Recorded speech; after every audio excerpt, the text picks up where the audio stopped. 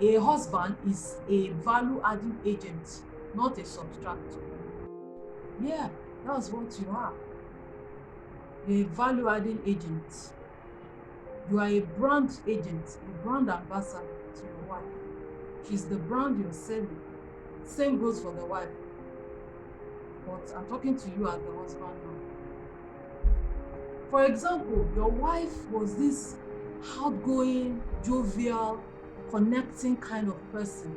She's like the link that connects the whole family together, our family. Now, you're getting married to her. Please don't kill that source. Don't destroy that part of her.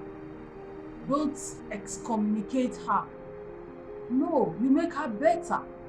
It's very important.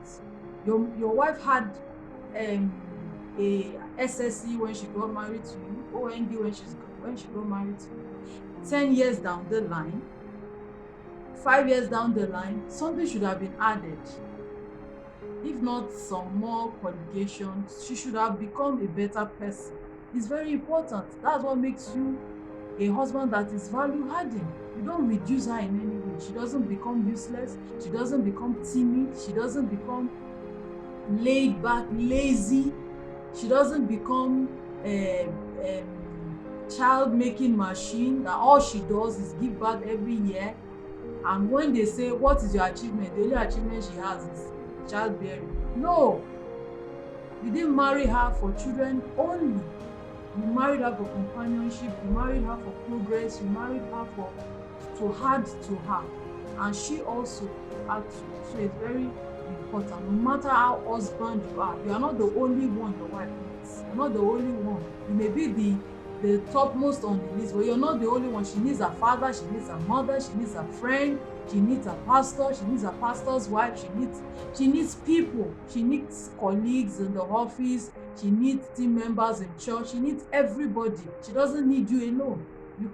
You're not sufficient for her as a human being to run through life. She needs other people. Your role is very important, is most important, but it's not the only role. It's not the only you're not the only person she needs. She needs other people. So help her. You may help her to streamline her relationship because you see ahead of her, or you see things that she will not see. So you let her know. It's not that you cut her off from other people. No, that's not. You invest in her, you bless her daily, you add to her as a husband. You influence her positively. A husband is a team lead. You are the head of a team, and that team is a team of marriage. Team in marriage. You and your wife, you are a team, and you lead that team, you head that team. Yes, you head for the purpose of administration. Like I've said many times, you head for the purpose of leadership, not to lord it over her or to make her a slave while you are the slave master. No, that's not why you're a team lead or a team head. Now, you are a person of authority. As a man, you must understand that. However, you must also understand that there is a weight to this authority. I won't stop saying it in this video. You don't lord it over your wife. You're a person of authority, you lead her. You speak with authority. You don't get to a point, you see marriages where you see the man seem to be losing authority. He's not able to put his feet down. I'm a woman, I'm a wife, I'm married to a man. So I understand how these things are. And a woman that is really spirit-filled will be committed to working her life or her relationship with her husband such that it will be as Christ. It will be as it is with Christ and the church. See, no woman wants to easily yield without the Holy Spirit. No woman wants to easily release herself to be led without the Holy Spirit, especially when you have these days women emancipation, you have these days where you have a whole lot of things happening out there, especially when you have women as leaders in their organizations, women as leaders in churches. It becomes so difficult for us to understand, to balance, to understand that this is how this thing works as it pertains to marriage. It's a difficult task. So a husband must understand that he has authority. As a leader, you have authority and you must use it appropriately, not to trample on her or to give leadership. There's a vision, there's a goal, there's a purpose for which God established that marriage. You and your wife, every marriage has a purpose. You and your wife, and God established it for a reason, and He puts you in that marriage as the head to ensure that that purpose, that assignment of God is battered on the surface of the earth. So you cannot afford to just leave things to chance or speak like you are a weakling, speak like you don't know what you're doing. I'm not saying you should coerce her. No man can coerce me. You can't force things down my throat. But there's a way you present leadership. There's a way you present things to be done in the home and in the family that the woman is willing to follow. And you don't do these things by just leading or by just saying you are the head. You do it prayerfully in the place of prayer. You subject your will to that of God, trusting that your wife will subject her will also to that of Christ, so that the two of you can achieve what you're supposed to achieve as a family. You have authority as a man. You are not a weakling, you are not a younger brother, you are not a houseboy. No, that's not who you are. So don't, for the sake of peace, if you are that and you're doing that in your marriage, there's no peace in that marriage. People may assume you, may see you, and oh, they wear the same clothes, the man, and they're always smiling. The truth is, if you're not at the sitting on that driver's side, then you're weak. You need to take, that's your position. You take the lead. You need her support, you need her advice. She may give you counsel at different times, very strong counsel, I must say, and you are willing to take it. You're not saying I'm the head. That's not what the authority we're talking about here means. You look at what she's bringing, you look at it, you scrutinize, and you come together as a team to say, okay, let us agree over this thing. How do you present matters to her? It's very important, it's very key. Yes, so you're not timid. You're not like shivering to talk to your wife. She's not an ancestor. She's not an idol that you are supposed to worship. She's your wife. So you must understand how to talk to her, how to relate with her. Don't ever make the mistake of wanting to relate with your wife like every other man out there relates with their wife, because you didn't marry their wife. Don't relate with your wife like your pastor relates with his wife. Don't relate with your wife like your boss in the office relates with his wife. No, you must find your own method, because your wife is different. Your wife is wired. All women are wired the same, but there's this other inner wiring that is peculiar to her alone. So you must discover that. The standard is the Bible. The standard is the scriptures. Every man, your pastor, your leader in the office, your leader in the business, everyone must use this pattern. But having this pattern in your hand, you must understand how to.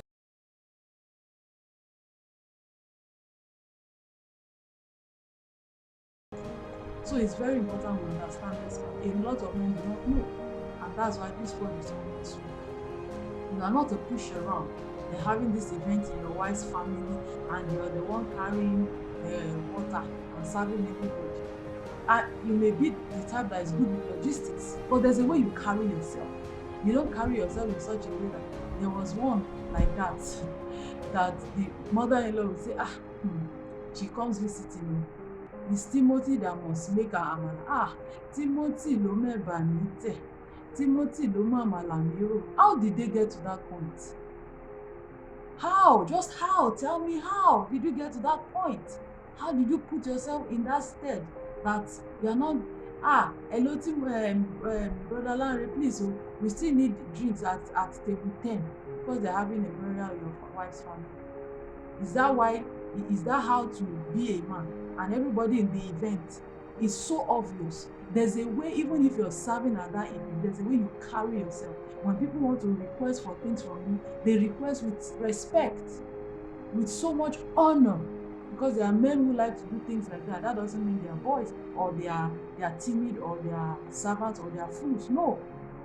You like to do things that way. You're an organizer, you like logistics, you like moving around, serving, and there's nothing wrong with that, but there's a way you carry yourself such that you don't lose your source as the head of the home. Yeah. You are the owner of the work. Don't forget that. Your wife is she's only there to help you. She's supposed to assist you.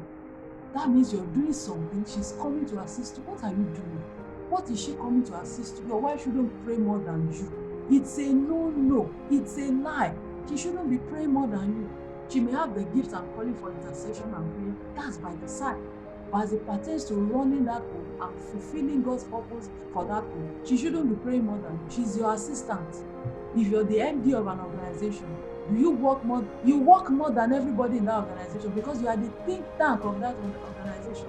You think for the organization, for the way forward. It's December, it's November, it's going to be a new year. What are you doing as a husband? Are you taking initiative for the new year? Are you seeking God, seeking the face of God for ideas? Lord, what do we do? What project do you want us to do for you this coming year? And by January or by the end of December, you already have everything mapped out, and you are sharing it with your wife. She's bringing her input, and you are discussing. It's not every year. It's your wife that will push you to go for retreat, to go for it's been long you fasted and prayed. There's already a problem. It's something that by yourself you take initiative for, because you know that this thing is important. It's going to help you. It's going to help your wife. See, women are not easy to lead. Let us not lie to ourselves. Women are not easy to lead. So you must understand how to lead and lead successfully. That woman that God has put in your life. So you don't join those that have become philosophers. All women are this, all women, that's what they always do. Instead of them to sit down, this one that God has given me, what am I supposed to do? How am I supposed to lead her? How am I supposed to help her to become who she ought to be, while I also don't lose my place as a leader of the home? Yes, do not leave everything to your wife. She should, like I said, she shouldn't pray more than you. She shouldn't do some of these spiritual things more than you. You take the lead and she follows. She may be graced more than you in some of these areas, but as it pertains to that marriage, you are the one in charge and you take the lead. You can also leverage on her grace. You leverage on that area that is high for her. For example, your wife has the grace of an intercessor. You always, my dear, I have this. And sometimes my husband will say, pray, I need your prayer in this area. I need you to assist me in this area. Even in the area of your weakness, let your wife know. My dear, this area, I'm beginning to sense that I need to do more work. I need you to pray with me in your place, your private place of prayer. I need you to intercede for me. And trust me, she will, because you have made her understand that she's important. She has the capacity, and she has something in her that you need. And truly, she has something that you need. Very key. A husband encourages and praises his wife. Proverbs 31, read from 10. You will see the first 3 verses starts with the husband of the virtuous woman. Later in the end, the Bible talks about her husband praises her, the children calls her blessed. You must understand that you need to praise your wife, encourage her. Always. It's not that you be hyping other women while your own wife, you see her as a non-entity. And that's why many men are not growing, because the woman that is supposed to be part that was brought out of you, whose part you're supposed to enjoy, take from her, add to yours. You're not even seeing it. And that's your own. If you have 100, you have 99.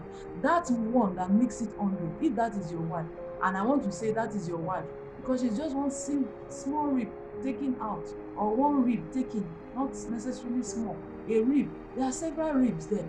But that one, if it's not there, it's not complete. Get her input. Praise her when she does well. And if she's not doing well, you let her know. You challenge her to do better. You don't talk her down. You don't call her foolish.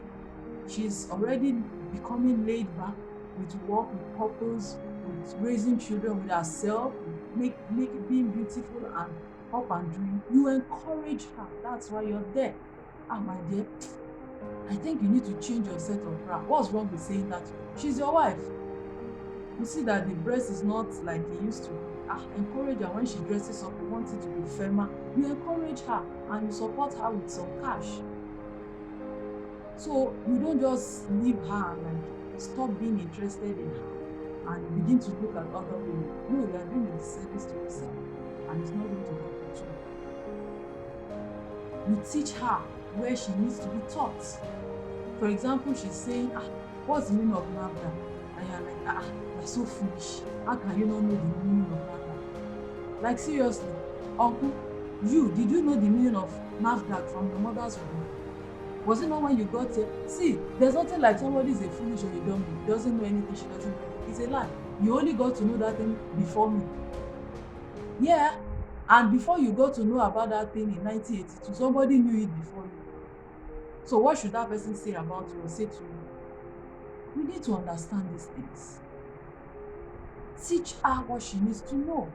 And don't call her a fool for asking questions, no matter how dumb those questions. I like to ask my husband questions because I see him as somebody that is very intelligent. My husband is very, very intelligent.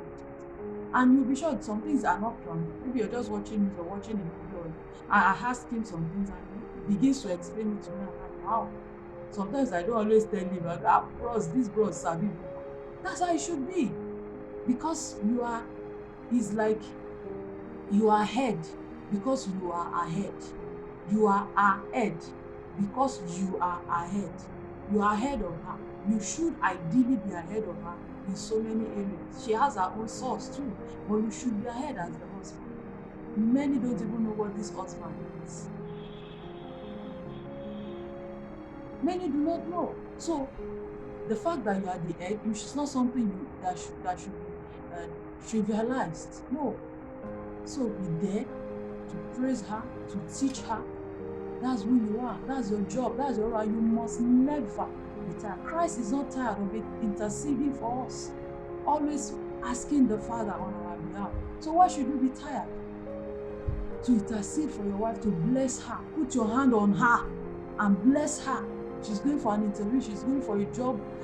For a job. She's going for a business. She's a caterer. She's going to cater for an event. You put your hands on her. The food will be good. It will taste nice in the mouth of the guests. Everything, logistics will go fine. If you can go with her, go with her. Your wife sells frozen food. You've never been to her shop. You don't even know how the shop looks like. Be there. Let people know that she has a husband. Be there. Represent. Don't you want people to know that you have a God? Don't you want people, Lord, let them not say, where is my God? Some women are shouting, Lord, let them not say, where is my husband? You must be there as a husband. No matter what she sells, upgrade her, help her, pimp her up, support her, encourage her, teach her. That's why you are the husband. The husband listens to his wife. I said that earlier. There's a part that she is that you are not. Yes, and there's a part you are that she's not. Listen to your wife's advice. Let her advise you. She can advise you. That's why she's your helper. That's why the president of a nation has advisors. Education, in relation to building, infrastructure, power, energy. That he cannot oversee all these things. He doesn't know everything. But because he has advisors, he has people in all of these sectors. That he has ministers. A governor has commissioners. So you're not the only person that does everything that is best at thinking. Let her advise you. Some of you would have gone farther than this if you allow your wife advise you. You take advice from everyone except your wife. What do you have to say? Look at you don't know anything. And that's why you will also become nothing. If you think your wife knows nothing, you can't become anything. If you think she knows something, she's somebody, you will become everything. That's how it works, except she's not the will of God for you. Maybe you just went to a branch and take whatever you like. But if that woman is God's design, God's purpose for you, the more you peg her, that's where you will be too. You can't go further. So it's very important that you listen to her, hear what she has to say, hear her perspective. The way women are intuitive, the way women think is different from the way men think. You may look at an issue with this perspective and let her bring her own perspective. You'll be shocked. And you know this synergy, you're a team. You work, you say, wow, I didn't think of this thing this way. Oh my, where have I been? I didn't, thank God I'm speaking with you over this. And she helps you to see things, some areas you're not seeing. That's why she's your wife. So don't kill that shine. Don't kill that part of her. It's very important you understand and you allow her to use her sauce, her flavor, to flavor your life, to beautify your life. A husband is a teacher. Remember the scripture says in 1 Corinthians 14:13 35. That women, what you don't understand, go home and ask your husband. Please, is it your husband that doesn't know that she will go home and ask? You don't read Bible, you don't watch news, you don't do anything, you are just there. You're a mechanic and the only thing that you do is that. So you must know something before you can teach her anything. So as a husband, don't just stay in your field. Know about her business, know about her job, so you'll be able to, help her, support her, teach her. See, many women will act like they don't want to be taught or they cannot be schooled. It's a lie. If a man does not have the capacity to teach his wife, the Bible will not say women should go home and ask their husbands whatever they don't understand. No. Don't leave your wife to always go to your pastor to ask everything. No. So you must know the verse, you must know a lot of things. Study the Bible, study things, listen to news, know updates about life, about everything. So you'll be able to teach your wife, and she also will be able to teach the children. It's very, very important. A husband is active, not passive in marriage, especially as it pertains to raising children. You will be there to help her, to support her as she raises the children. You're not saying, woman, go and keep those children quiet. No, sir. You get up and go and keep them quiet. When you're not there, she will do it. Once you're there, don't always act like it's her job. No. Get there, let the children see you. Daddy is coming, and that reference is there. Sometimes because they see her too much, they may not, something she says, they just want to laugh over it until they see her holding a rod. So you take the lead as the head, as the father. For example, see, you are active. You're not just lying low or just there. For example, it's election tomorrow in Nigeria, or in 3 days' time is election wherever you are in the world. And when there's election, especially in our own part of the world, there's no movement. And in 3 days' time there will be election. You should ask questions. Do we have this at home? Do we have that at home? You make preparation. You don't just leave everything to her. She's supposed to do it. What if she's not doing it? Then the thing lies fallow. So you do it. You take the lead. You are active. You're not just there at night to sleep with her. You are active. You are involved in everything. You ask questions. You know about the children's homework. Have they done their homework? They gave them this. Have they done it? What is happening? What are they wearing to church? You look at what they are wearing. You don't just leave everywhere. It's a woman's job, really. And that's why we have all the problems we have in the world today. Because the men are leaving the women to do everything. So be there to support her, even in raising the children. Be very actively involved. It's very, very important. We're talking about who is a husband. A husband helps his wife in all areas. You help your wife in all areas. You help her with chores. If she doesn't have a maid, she doesn't have a help, you allow her to get somebody to assist her. And if you don't want her to get someone to assist her, don't kill her with chores. See, chores as a way, home chores as a way of making a woman age. Yes.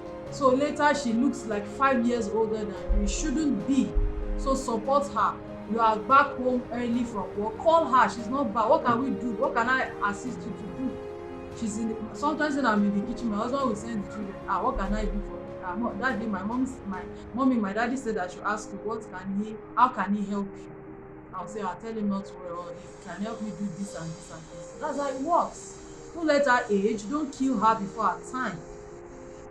Assist her with everything. Ask her, how do you want me to assist you? It's very important. Sometimes you're doing what she doesn't want. You're helping her to do this, but meanwhile she wants you to help her do this. Don't be a slave master. As a husband, you don't demand submission. No, you are not. You are more committed to loving her as Christ loves the church. Stop screaming, I am your husband and the head of this home. Like before, Uncle, I didn't know. I'm just knowing you are the head of this home. No, you don't do that. Just play your role. You must submit to me. You have just lost it. You have lost it. You don't demand it. You just play your role. You take the lead and leave the rest to God. Trust God to help her. It's very important. As a man, you must be willing to lead and trust God to help your wife follow. Yeah. A husband is faithful. Bible says in Proverbs 26, a faithful man who can find. If God does not help you to find a faithful man, you can't find it. So you must be a faithful man that a woman will find.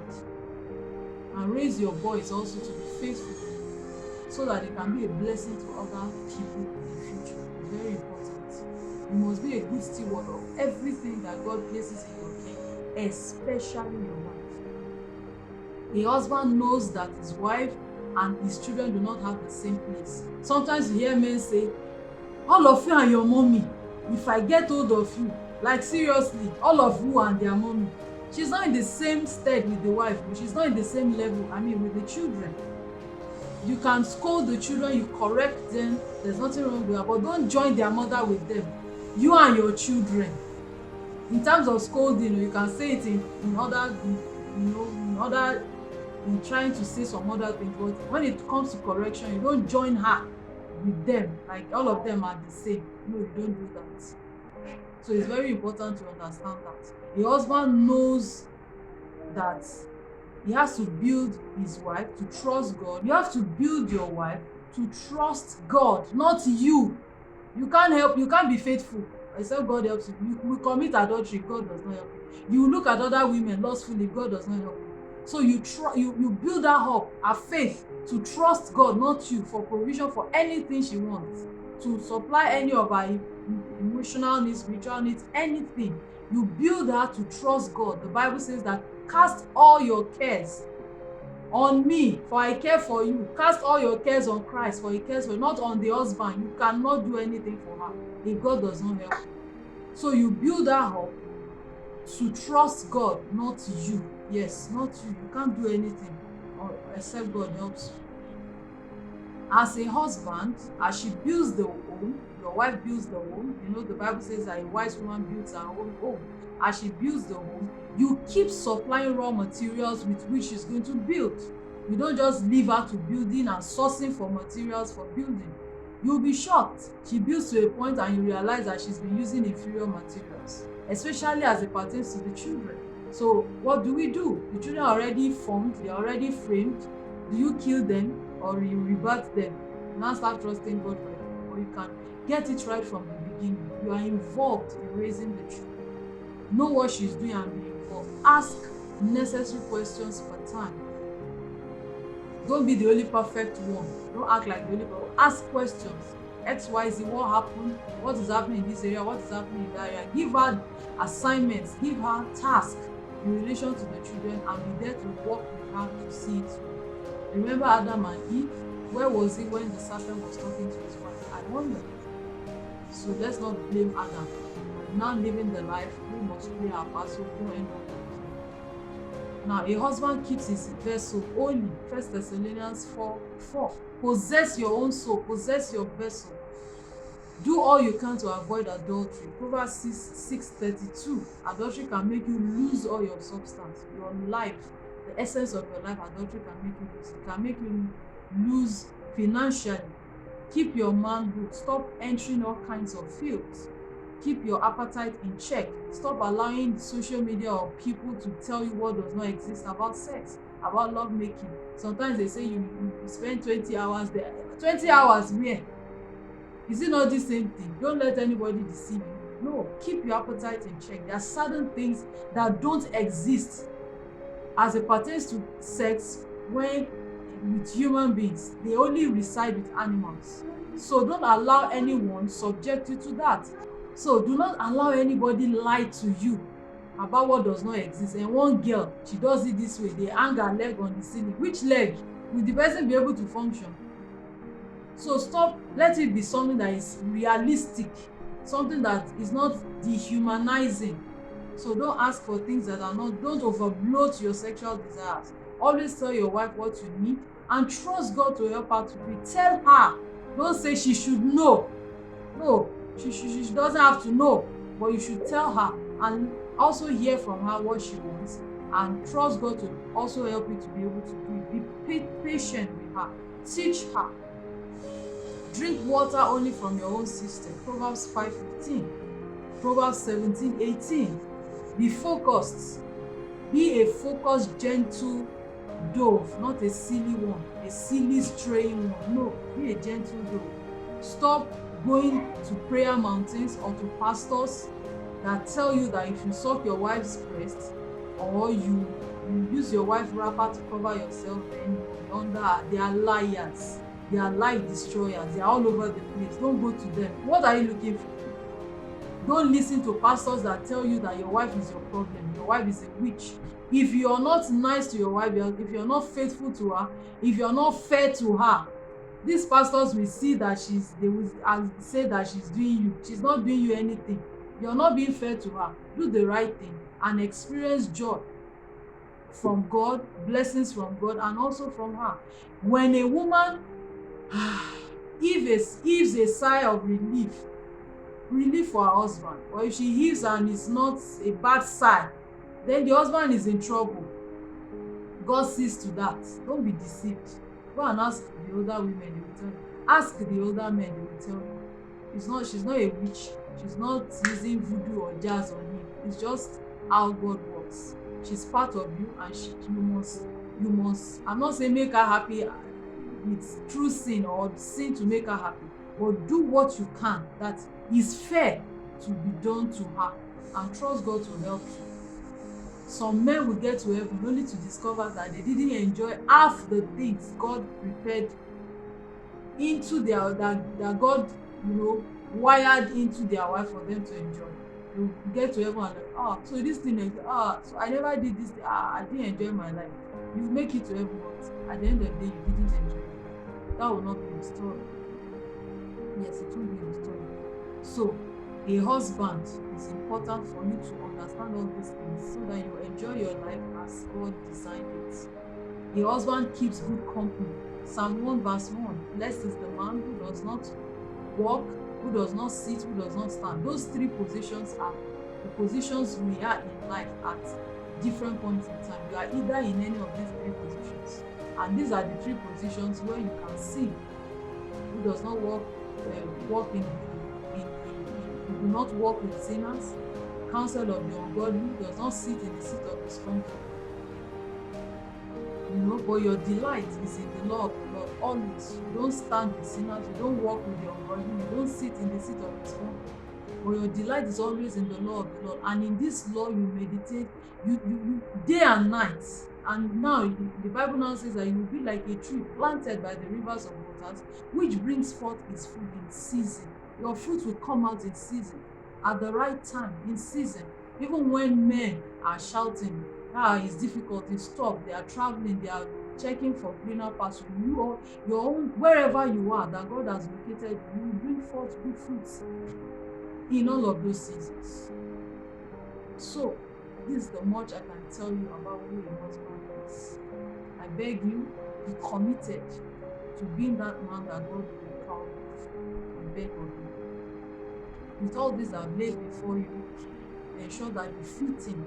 And I pray for you as a husband, if there's any way you have lost your voice, your place in the realm of the spirit, and even over your life in the life of God. There are some of you, your wife does not even respect you anymore because you have lost your place, or you're not giving her what she expects. I pray that the Lord will restore you. He would restore you back to the original place that He has proposed for you to be. And you will enjoy being a husband all over again. Don't lose hope. Don't give up. Keep praying. Don't lose hope. Keep praying for her and for yourself. And I pray that the Lord will restore you. In any way you have lost your place, maybe through adultery, through whatever means, confess your sin to your wife. Don't let anybody deceive you that once you do that, you don't tell anybody. Just keep it and take it to God. Confess to God. No, you are one with her. You used her body to commit that sin. So you have to tell her. You own her body, she owns yours. So you must confess to her. If you can't, call somebody and let them pray with you. Or take her you must have a pastor. Take her to a leader and confess. And let her be in the know. She'll be able to help you. And you can fight the devil together. Stop chasing your 1,000 while she's chasing her own 1,000.